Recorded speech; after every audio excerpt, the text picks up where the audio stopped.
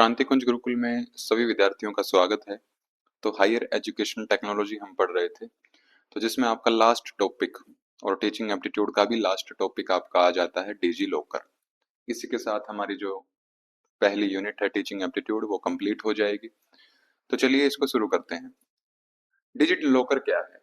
आप सभी ने कभी ना कभी डिजी लॉकर को प्रयोग किया ही होगा।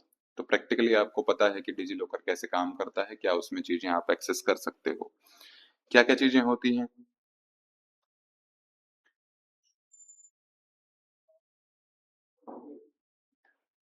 An Indian digitization online service provided by the Ministry of Electronics and Information Technology, जो कि गवर्नमेंट ऑफ इंडिया की सब्सिडरी है, under its digital India initiative, कि जो भी डॉक्यूमेंटेशन है उसका डिजिटाइजेशन करने के लिए ये एक ऑनलाइन सर्विस प्रोवाइड की गई है।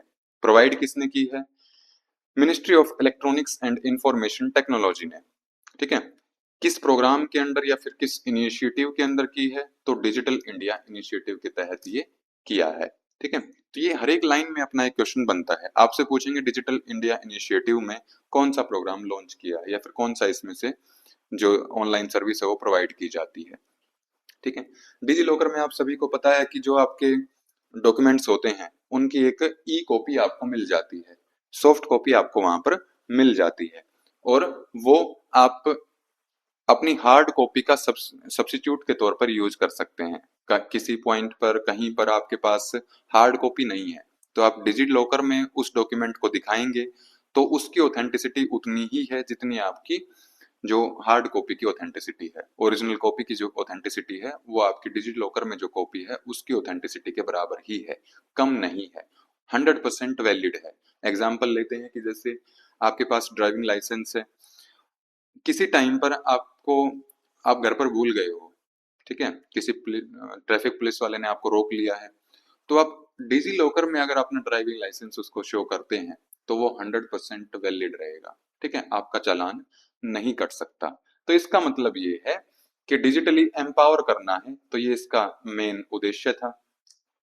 ठीक है, by providing access to authentic digital documents, तो जो डिजी लॉकर में आपके डॉक्यूमेंट्स रहेंगे वो गवर्नमेंट सर्टिफाइड होंगे और ऑथेंटिक होते हैं। ठीक है, in their digital document wallet it allows users to access their e documents irrespective of physical location, कि आप किस लोकेशन पर हैं, घर से दूर हैं या फिर किसी दूसरे स्टेट में हैं, किसी दूसरे डिस्ट्रिक्ट में हैं, तो कहीं पर भी आप इसको डिजी लॉकर को एक्सेस कर सकते हैं और अपने ई डॉक्यूमेंट्स में देख सकते हैं।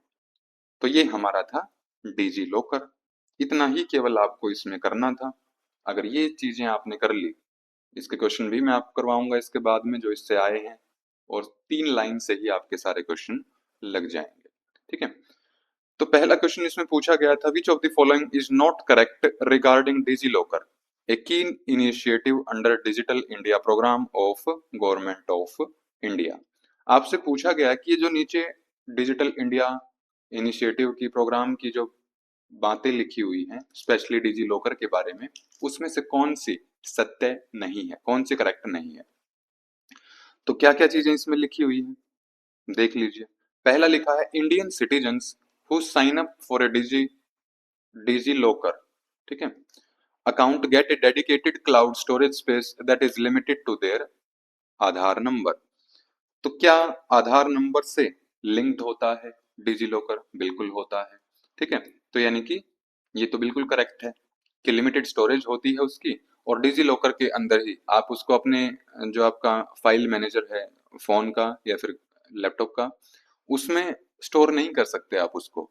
आपको डिजी लॉकर एप्लीकेशन ओपन करने के बाद ही वो डॉक्यूमेंट दिखाना होगा, तब वो वैलिड होगा। अगर आपने वहां से उसका स्क्रीनशॉट लिया हुआ है तो वो वैलिड नहीं है। ठीक है, it aims to eliminate the use of physical documents and provide access to their digital document any time anywhere and share it online, कि आप इसमें एक्सेस ले सकते हैं अपने डिजिटल डॉक्यूमेंट्स का किसी भी समय किसी भी जगह पर, और ऑनलाइन इसको शेयर भी कर सकते हैं। तो बिल्कुल सही बात है, यानी कि दूसरी स्टेटमेंट भी हमारी करेक्ट है डिजी लॉकर के बारे में। तीसरी, citizens can self upload documents and digitally sign them using the e sign facility, कि अगर मान लिया कोई डॉक्यूमेंट ऐसा है कि जो आपको डिजी लॉकर पर नहीं मिल रहा है या फिर डिजी लॉकर के सिस्टम में वो नहीं है, तो आप खुद से वहां पर डॉक्यूमेंट अपना अपलोड कर दीजिए और उसको ई साइन कीजिए। आधार ओटीपी से वो वेरीफाई हो जाएगा, ई साइन हो जाएगा, तो वो भी उतना ही वैलिड होगा। तो ये भी बिल्कुल सही बात है। Slogan of DigiLocker is my documents any time anywhere. तो जो डिजी लॉकर का जो स्लोगन है वो आप ऊपर भी मेंशन कर सकते हैं। ठीक है, यहाँ पर लिख लीजिए इसको, स्लोगन जो है इसका। डिजी लॉकर का स्लोगन है डिजिटल,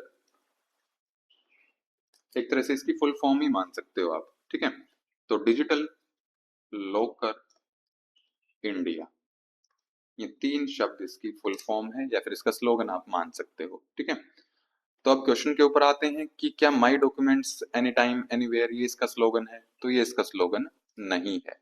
तो फोर्थ स्टेटमेंट जो है डिजी लॉकर के बारे में बिल्कुल भी सत्य नहीं है, तो यही हमारा आंसर हो जाएगा।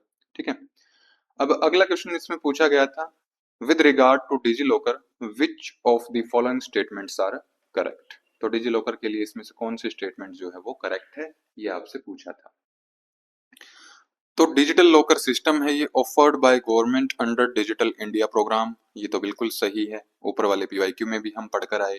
ठीक है, तो करेक्ट ही इसने पूछा है, यानी कि ए ऑप्शन तो आएगा, तो ये ऑप्शन आपका थर्ड ऑप्शन कट हो जाएगा। It provides financial and technical assistance to young startup entrepreneur. क्या ये कोई फाइनेंशियल असिस्टेंस देता है, फाइनेंशियल हेल्प करता है किसी की? नहीं, ये केवल आपका डॉक्यूमेंट्स के लिए है कि डॉक्यूमेंट्स की सर्टिफाइड कॉपी आपको इसमें मिल जाती है। तो बी ऑप्शन आपका नहीं आएगा, तो जहां पर बी है उसको कट कर दीजिए, तो सेकंड ऑप्शन इसमें करेक्ट हो जाएगा। It allows user to access their e document irrespective of physical location, कि फिजिकली वो कहाँ पर प्रेजेंट है उसके बावजूद वो अपने जो डॉक्यूमेंट्स हैं उनमें एक्सेस ले सकते हैं। तो हमारा सेकंड ऑप्शन इसमें जो है वो करेक्ट हो जाएगा। ठीक है, तो ये इसके साथ जो है हमारी first unit teaching aptitude complete होती है। पूरी यूनिट में भी अगर कोई आपको डाउट लगता है या फिर किसी टॉपिक में आपको, किसी पीवाईक्यू में आपको कोई समस्या आती है, तो आप कमेंट करके पूछ सकते हैं। ठीक है, आज के लिए हम इतना ही रखेंगे। ओम श्री गुरुभ्यो नमः। ओम शांति शांति शांति। सभी को